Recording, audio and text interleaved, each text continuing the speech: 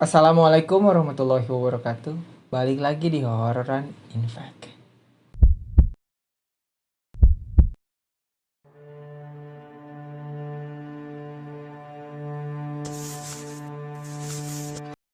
Halo Hororers, balik lagi di Hororan in Fact ya.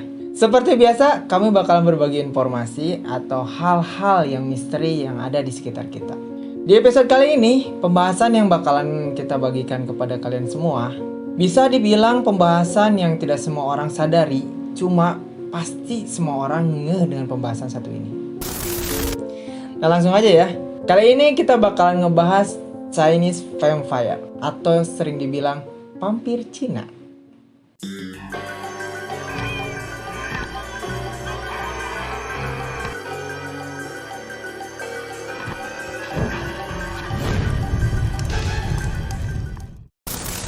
Ayo, anak-anak tahun 90-an, pasti kalian nggak asing nih dengan sosok satu ini. Cuma mungkin kalian mempertanyakan, apakah sosok ini nyata atau mitos? Nah, jadi pada kesempatan kali ini, tim Hororan bakalan berbagi informasi tentang mitos dan fakta apa dari sosok yang satu ini.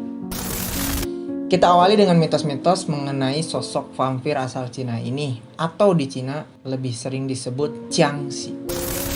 Sosok Jiangxi ini sering digambarkan menyeramkan serta memiliki taring yang tajam. Layaknya sosok-sosok horor lainnya, Jiangxi pun memiliki kuku-kuku tajam dan beracun. Jiangxi ini memiliki ciri khas di mana dia sering menggunakan pakaian resmi di zaman dinasti Qing. Ciri khas lainnya dari Jiangxi ini, ia bergerak dengan cara melompat-lompat layaknya hantu pocong di Indonesia. Namun yang membedakan Jiangxi dengan hantu pocong di Indonesia, si Jiangxi ini melompat dengan cara merentangkan kedua tangannya ke depan. Tapi ada sumber lain mengatakan kalau pergerakan Jiangxi ini akan jauh lebih brutal apabila dia memasuki fase yang sudah sangat tinggi. Biasanya fase ini terjadi apabila Jiangxi yang sudah banyak menyerap energi kehidupan dari manusia. Wah, kalau ini udah kayak bosnya Jiangxi. Layaknya vampir pada umumnya, Jiangxi hanya keluar pada malam hari untuk menghindari sinar matahari. Jiangxi pun selalu haus darah manusia. Namun di beberapa sumber mengatakan kalau Jiangxi ini sebenarnya menghisap qi dari manusia atau sumber kehidupan. Nah, mengenai kenapa mayat seseorang bisa berubah menjadi Jiangxi, banyak sekali versinya. Salah satunya yang berhasil tim Hororan dapatkan adalah pada saat arwah tersebut tidak bisa keluar dari tubuhnya sendiri dikarenakan kematiannya tidak wajar. Atau seseorang yang masih menyimpan dendam yang sangat mendalam pada saat dia meninggal. Ada juga sumber yang mengatakan kalau mayat ini sengaja dihidupkan oleh pendeta supaya pemindahannya mudah dan murah. Nah, buat kalian yang masih bingung, nanti kita bakalan bahas lebih lanjut tentang cara pemindahan mayat ini. Diceritakan dalam film-film setiap korban yang digigit oleh Jiangxi ini, maka ia pun akan berubah menjadi sosok yang mirip seperti Jiangxi. Ya, seperti kebanyakan vampir lainnya ya. Bahkan kuku-kuku seorang Jiangxi ini memiliki racun yang sama berbahayanya. Konon katanya kalau kita tertusuk atau terluka oleh kuku-kuku Jiangxi, lambat laun racunnya akan menyebar ke seluruh tubuh kita. Berawal dari rasa kebas di bagian yang terluka, dan apabila tidak cepat diobati, seluruh tubuh kita akan mati rasa, dan kita pun akan berubah menjadi sosok Jiangxi.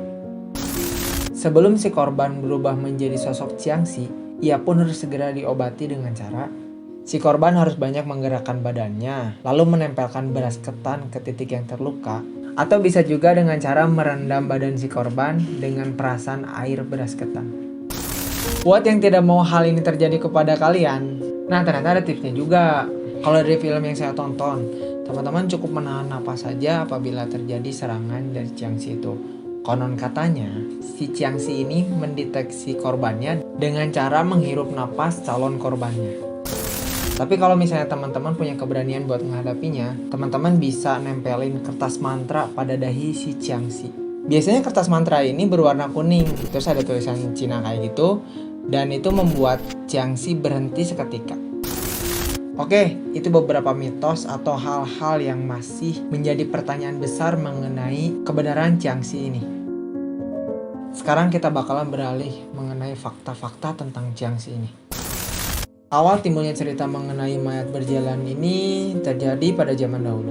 Memang pada zaman itu banyak sekali di daerah Cina yang merantau jauh meninggalkan kampung halamannya. Dan apabila orang-orang ini meninggal di perantauannya, kepercayaan mereka meyakini kalau jasad-jasad ini harus dikembalikan ke kampung halamannya, supaya arwah-arwah mereka beristirahat dengan tenang. Dan biasanya biaya untuk pengiriman mayat ini akan jauh lebih mahal apabila menggunakan kendaraan pada zaman itu. Ya mungkin kendaraannya seperti kereta kuda atau kendaraan lainnya. Tim Hororan pun belum mendapatkan sumber pastinya kendaraan apa yang digunakan pada saat zaman itu. Maka dari itu, banyak orang yang memilih pengiriman jasad keluarganya menggunakan jasa pendeta yang jauh lebih murah. Ada yang menyebutkan bahwa para pendeta ini membawa jasad-jasad tersebut dengan cara membariskannya, lalu menyanggahkan bambu di kiri dan di kanan ketiaknya. Serta ada beberapa orang yang mengangkat dari arah depan dan dari arah belakang, menyebabkan si jasad-jasad tersebut terlihat seperti melompat-lompat apabila dilihat dari kejauhan. Nah mungkin di sini juga yang menyebabkan kenapa Jiangxi sering digambarkan melompat-lompat di beberapa film. Namun ada juga sumber lain yang mengatakan bahwa si pendeta ini sengaja menghidupkan jasad-jasad tersebut dengan mantra-mantra tertentu. Agar si jasad-jasad ini pun terkendali oleh si pendeta, biasanya para pendeta menempelkan kertas mantra pada dahi para jasad-jasad. Lalu si pendeta pun membawa jasad-jasad setelah matahari terbenam atau pada malam hari untuk menghindari para warga-warga yang masih beraktivitas di luar rumah. Karena konon katanya menurut kepercayaan mereka, apabila ada orang yang melihat mayat-mayat ini bergerak, konon katanya mereka akan mendapatkan sial. Maka di beberapa kesempatan, para pendeta pun memberi isyarat kepada warga sekitar apabila para pendeta dan jasad-jasadnya melewati suatu daerah. Nah, Hororas, itulah informasi yang kita bisa bagikan di episode ini ya. Kalau menurut saya pribadi sih, dari informasi tadi ada beberapa fakta yang menarik. Salah satunya ternyata sosok Jiangxi itu kenapa sering digambarkan melompat-lompat? Ya karena ketika dibawa ke kampung halamannya, si mayat-mayat ini digotong dengan cara disanggah bambu, lalu digotong di depan dan di belakangnya. Alhasil, si mayat-mayat tersebut terlihat seperti melompat-lompat. Lalu kenapa selalu ada kertas mantra pada dahi Jiangxi? Ya karena menurut kepercayaan mereka, biar si pendeta itu bisa mengendalikan mayat-mayat tersebut selama perjalanan. Segitu aja informasi yang kami berikan untuk episode kali ini. Buat kalian yang mempunyai kritik atau saran, tulis aja di kolom komentar. Dan untuk kalian yang suka video ini, like. Jangan lupa share juga ke teman-temannya apabila video ini bermanfaat. Dan jangan lupa juga bantu subscribe dan tekan tombol loncengnya agar teman-teman tak ketinggalan episode-episode selanjutnya. Oke, terima kasih buat teman-teman yang selalu support dan selalu nonton Berita Channel. Dan ingat, jangan pernah anggap kalian sendirian.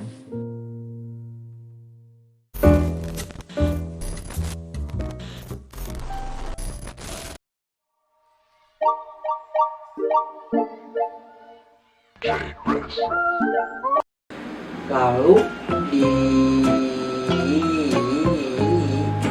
karena ketika dibawa di ke karena ketika dibawa Pak, ada netizen ini. Ya bahasaan. Netizen ya asli. Netizen mah kenal si Ading yang ngomong shopping cobaan hese sendirian. Yeay. Beres. Ya Allah.